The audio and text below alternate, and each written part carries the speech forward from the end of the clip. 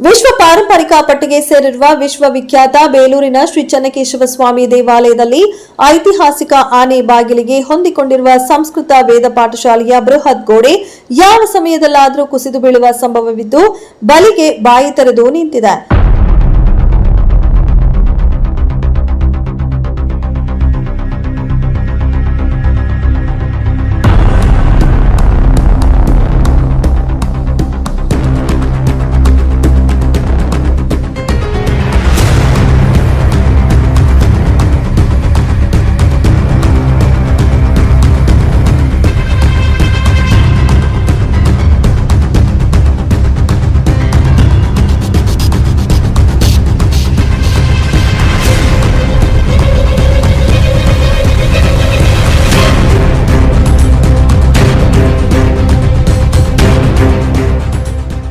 ಪ್ರತಿನಿತ್ಯ ದೇಶ ವಿದೇಶದ ಪ್ರವಾಸಿಗರು ದೇವಾಲಯಕ್ಕೆ ಭೇಟಿ ನೀಡುತ್ತಿದ್ದು, ಇನ್ನು ಐತಿಹಾಸಿಕ ದೇವಾಲಯದ ಆನೆ ಬಾಗಿಲಿನ ಸಮೀಪವಿರುವ ಪಾಠಶಾಲೆಯ ಗೋಡೆ ಸಂಪೂರ್ಣ ಬಿರುಕು ಬಿಟ್ಟಿದ್ದು ಯಾವಾಗ ಬೇಕಾದರೂ ಕುಸಿದು ಬೀಳುವಂತಿದೆ.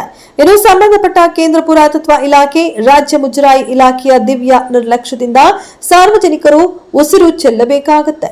ಆನೆ ಬಾಗಿಲಿನ ಬಳಿ ನೆರಳಿನ ಕಾರಣ ಬಂದಂತಹ ಪ್ರವಾಸಿಗರು ವಿಶ್ರಾಂತಿಗೆಂದು ಕೂರುತ್ತಿದ್ದು, ಕೆಲವರು ಅಲ್ಲಿಯೇ ನಿದ್ರೆಗೆ ಜಾರುತ್ತಾರೆ.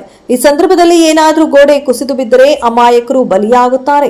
ಇನ್ನು ಇತ್ತೀಚೆಗಷ್ಟೇ ಬೇಲೂರಿನ ಬಸ್ ನಿಲ್ದಾಣದ ಸಮೀಪ ಹಳೆ ಕಟ್ಟಡ ಕುಸಿದು ಸ್ಥಳದಲ್ಲಿಯೇ ಇಬ್ಬರು ಸಾವನ್ನಪ್ಪಿದ ಘಟನೆಯ ನಂತರವೂ ಎಚ್ಚೆತ್ತುಕೊಳ್ಳದ ಜನಪ್ರತಿನಿಧಿಗಳು, ಸಂಬಂಧಪಟ್ಟ ಇಲಾಖೆಗಳು ಯಾವುದೇ ಮುಂಜಾಗ್ರತೆ ಕ್ರಮಕ್ಕೆ ಮುಂದಾಗುತ್ತಿಲ್ಲ ಎಂದು ಪ್ರವಾಸಿಗರು ಹಾಗೂ ಸಾರ್ವಜನಿಕರು ಆಕ್ರೋಶ ವ್ಯಕ್ತಪಡಿಸಿದ್ದಾರೆ.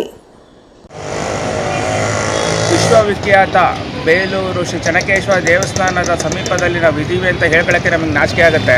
ಕಾರಣ ಏನು ಅಂತಂದರೆ, ಆನೆ ಬಾಗಿಲಿಗೆ ಹೊಂದಿಕೊಂಡಿರುವಂಥ ಪಾಠಶಾಲೆ ಏನಿದೆ, ಇಲ್ಲಿ ಗೋಡೆ ಕುಸಿದು ಅದು ಕೆಳಗಡೆ ಬೀಳ್ತಾ ಇದೆ. ಇದ್ರ ಬಗ್ಗೆ ಯಾವುದೇ ಅಧಿಕಾರಿಗಳು ಸೂಕ್ತ ಕ್ರಮ ಕೈಗೊಳ್ತಾ ಇಲ್ಲ. ಇದ್ರ ಬಗ್ಗೆ ಯಾವುದೇ ಅಧಿಕಾರಿಗಳು ಸೂಕ್ತ ಕ್ರಮ ಕೈಗೊಳ್ತಾ ಇಲ್ಲ. ದಯವಿಟ್ಟು ಅಧಿಕಾರಿಗಳು ಸೂಕ್ತ ಕ್ರಮ ಕೈಗೊಂಡು ಇಲ್ಲಿ ಪ್ರವಾಸಿಗರು, ಆಮೇಲೆ ಸ್ಥಳೀಯರು ಇಲ್ಲಿ ವಿಶ್ರಾಂತಿ ಪಡೆಯಿರ್ತಾರೆ, ನೆರಳಿದೆ ಅನ್ನೋಕ್ಕೋಸ್ಕರ.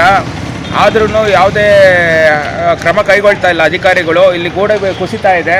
ದಯವಿಟ್ಟು ಅಧಿಕಾರಿಗಳು ಇದ್ರ ಬಗ್ಗೆ ಸೂಕ್ತ ಕ್ರಮ ಕೈಗೊಂಡು ಈ ಗೋಡೆ ಕುಸಿತವನ್ನು ದಯವಿಟ್ಟು ತಪ್ಪಿಸ್ಬೇಕು. ಆಮೇಲೆ ಮುಂಬರುವ ದಿನ ಜಾತ್ರೆ ಬೇರೆ ಸಮೀಪದಲ್ಲಿದೆ. ಆದ್ದರಿಂದ ಯುನೆಸ್ಕೋದವರಾಗಲಿ ಅಥವಾ ಸ್ಥಳೀಯ ಅಧಿಕಾರಿ ಆಗಲಿ ಇದ್ರ ಬಗ್ಗೆ ಸೂಕ್ತ ಕ್ರಮ ಕೈಗೊಂಡು ಇದನ್ನು ದುಸ್ಥಿತಿನ ಕಾಪಾಡಬೇಕು ಅಂತ ಕೇಳ್ಕೊಳ್ತೇನೆ.